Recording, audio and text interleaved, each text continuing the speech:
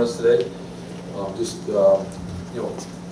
Coming out of the game, I think sometimes right after the game, when you talk to the team, you talk after the game, you have a certain thing in your mind of what maybe happened, what went on, and then you look back at the tape and investigate more, and sometimes that may change. In this case, it really didn't. And I feel the same way now as I did after the game, and spoke to the team yesterday about it. And, it's a great learning experience for us. It really is, and so we're going to treat it that way and attack it, and just know that we've always got to, a team's going to hit you in the mouth every now and again, and what you have to do is come together, come tighter, and really trust in your teammates, trust in the scheme, trust in what's going on, and not try to do more than what your job entails. And there was far too much of that going on. There was things on both sides of the ball that plays and calls and things we've run since training camp that all of a sudden look totally different in terms of execution. And so that's for us as a young team to learn and grow from, and we certainly will.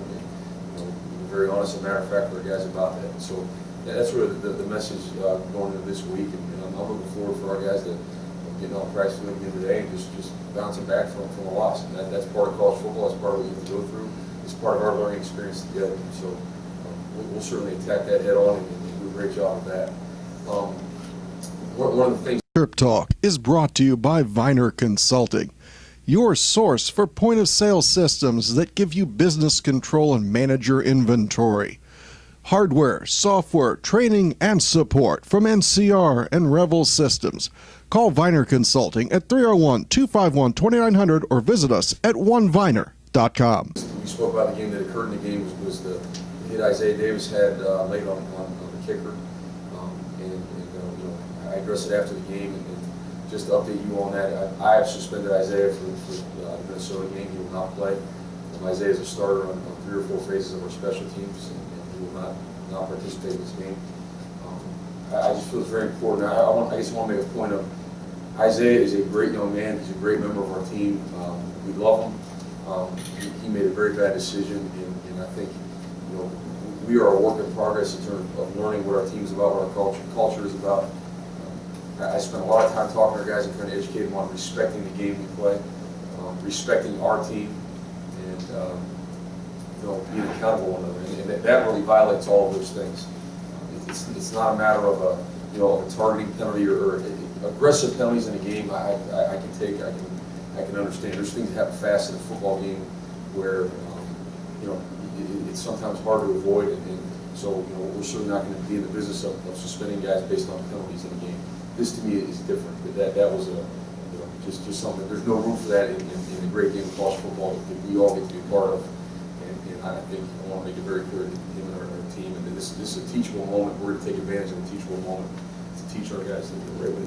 The right way to do things. And so that's how we are with him moving forward. And as well, another update. Very fortunate to inform is Trey Edmonds has suffered a fracture in his foot. So, he'll be out here for several weeks with surgery on it to get that fixed. It hurts me big to say that. I just spent some time with Trey here this morning before I came over to this press conference. And there's not a finer young man. Trey has done anything and everything that's been asked of him since he's been here with our team. Although he's only been here with us for this season, we consider him a leader. He's a great teammate to everyone. He's been phenomenal, unselfish football in a great rotation at running back and playing on all special teams. And you guys have seen him. He showed up a bunch making plays for us. And just feel for him. That's a senior that now a significant amount of playing time has been taken from him. So that's where I was Ray. We love that surgery here at the end of the week. So that's the updates on our roster. With that, I'll get to questions. Coach, do you know how that happened in the game, the injury to Evans? And also with Davis, did he have an explanation? Was it just emotion? Had anything set up that moment, like precipitated that? With Trey, it actually, his fracture is one of those that usually builds up over time. He hurt it yesterday in practice. Didn't come out of practice, just felt it. He kind of rolled his foot and fought through it and continued to practice. And then, came to train later, put some ice on it, and then we decided to go to an X-ray. And when we did, they were fractured. So just one of those deals, kind of a freak thing, not really even a contact type situation in practice. We weren't even in pads and shit. So that's with the injury. And then with Isaiah, Isaiah and I spent some time talking together on that. I mean, you know, the bottom line, more than any explanation, what happened on the field was wrong. It's putting yourself, you know, above the team. And like I said, it's disrespecting the game and our team, the opponent, everyone. So, you know, Isaiah knows he's wrong. I mean, he understands that it's not a matter of him thinking what he did was right or anything like that. And so, I think it's, you know, again, we'll treat this like we do everything as a good teachable moment for our team. You got to learn when things go good and go well, and when things go bad and something wrong happens. We're going to always point out in those situations. DJ, with the news that their starting quarterback is out later, is that change for you guys? And how big of a development is that, I guess, for your defense? Yeah, you know, I heard that about 15 minutes ago. So there's been, you know, nothing in terms of you know, obviously our game plan approach will be changed to this point.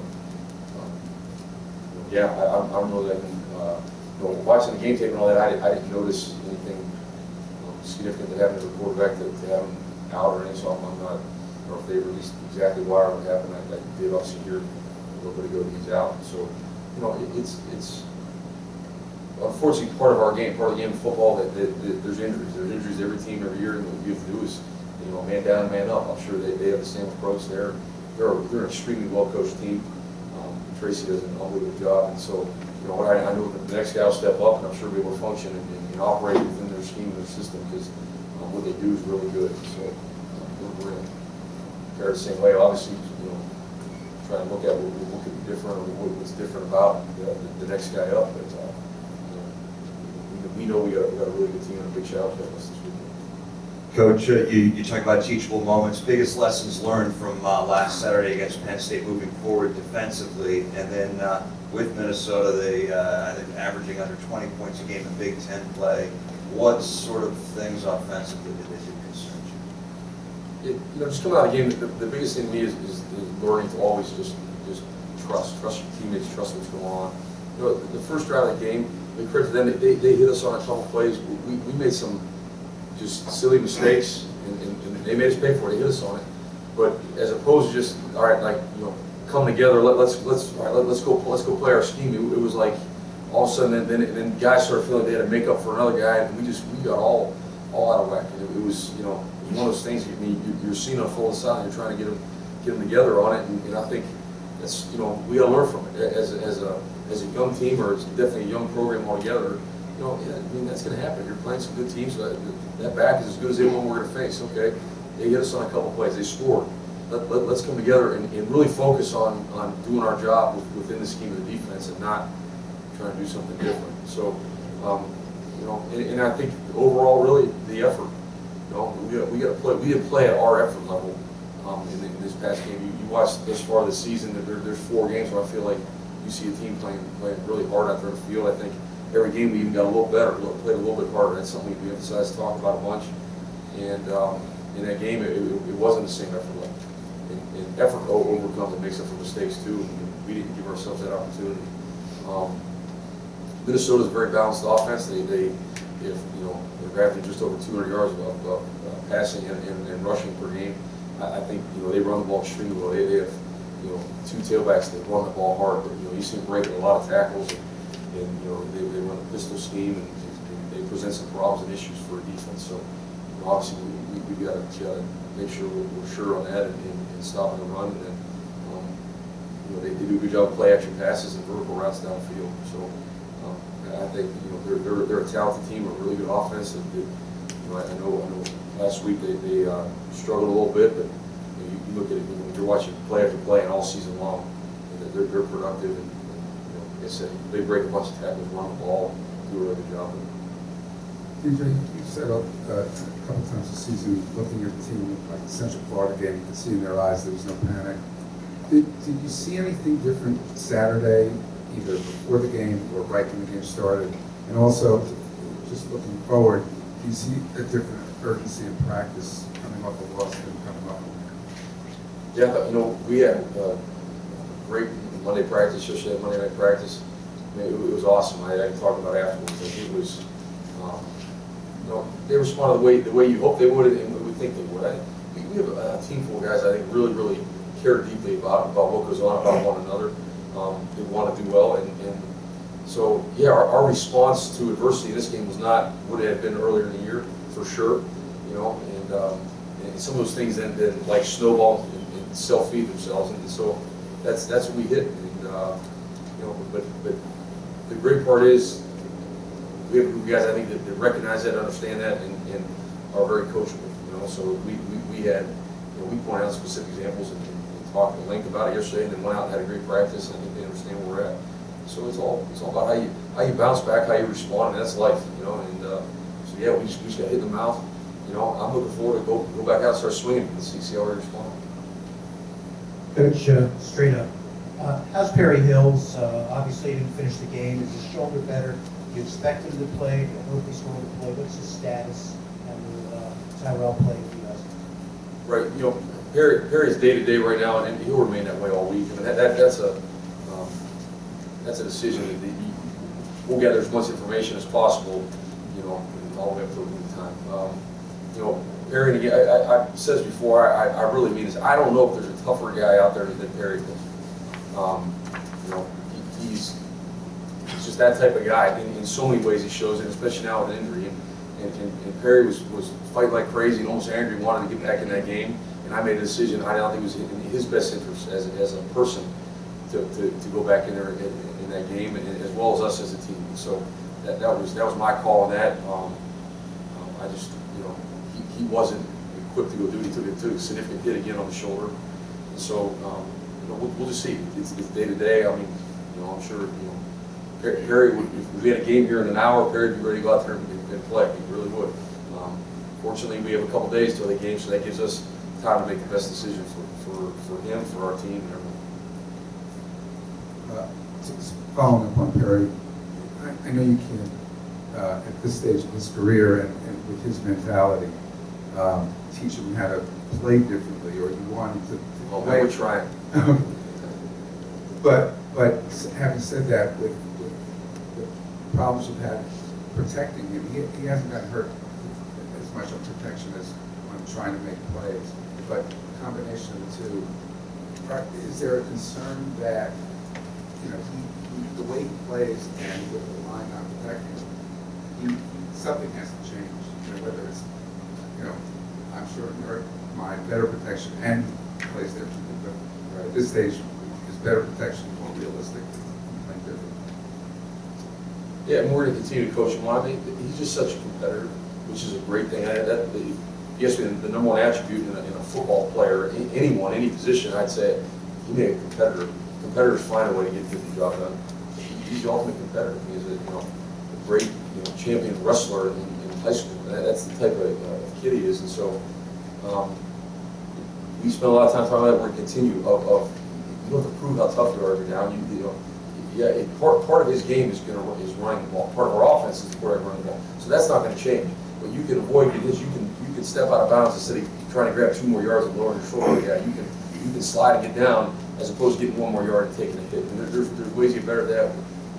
We've had all those conversations. We will continue to. Maybe this will help him to learn that lesson. And obviously we got to do a better job protecting. Some of those hits you can't avoid. You're in the pocket, and we got to do a better job with our protection and how we're doing things and getting open down the field to where he can get rid of the ball and not take those hits. Thanks so much. Coach, you had mentioned a couple weeks ago, I think, that in terms of pass protection, it was a breakdown in running back needs, but also the line. And given some of the turnovers and sacks this weekend, what's been the main focus of this week? Yeah, just that we've got to solid up our protection. And it's hard to put your finger on this is the one thing. And one time it's a breakdown, one guy gets beat. Another time it's an error in the scheme. We miss an assignment, and all of a sudden the guy's running free. Another time it's the quarterback doesn't have his eyes in the right place, so it takes him a delay on his read where to go with the ball, and then he gets it. So it's a lot of things, and we just those are all things you work through in a season. So that's what we've got to improve and get better at. I feel part of our strength is we've been very effective running the ball, and part of our weakness is we've been so effective running the ball. So then it's become kind of a crutch for us. And when you're in a game and you're running the ball effectively, it's hard to get away from that. And I mean, why would you? You know, so you keep running the ball. But now when you're in a situation where you're forced to throw it, or you need to throw it, you know, maybe, obviously we're not as far along in our development in that area of our game. So, you know, those are all things you go through the season. That, you know, those are issues you keep working through, and we will. We got the right guys out there to do it. They're certainly capable of doing it. We can, you know, effectively throw the ball. We just gotta do a better job all the way around. Protection, routes, decisions, times of ball passes, all of it. The kind of games that Mackenzie Milton and Trace Pasquale had, how will, if at all, how you prepare for mobile quarterbacks change? Yeah, you know, in the run game, there's certainly you got to do to account for a quarterback when he's extremely mobile and a dangerous ball carrier. You know, so those are always things that we'll, you know, have our game plan when necessary, when to do. We also knew going in that game that Pasquale was a very capable runner. You know, the bottom line is we get the job done for a variety of reasons. And so you know, those are all things that we'll learn from, and you know, whether it's scheme-wise, at times it was, whether it was executing the scheme, at times it was, whether it was our effort to the ball, at times our tackling. There was you know, a whole list of things that sometimes, you know, that's how it goes. One thing leads to the next. You know, as opposed to what I was talking about earlier, just if something gets screwed up, let's trust we're going to get it fixed, and not try and do something out of the ordinary, out of ourselves to try and fix it, because then you start breaking everything else. I mean, that's more than anything like a lesson. We hit terminus!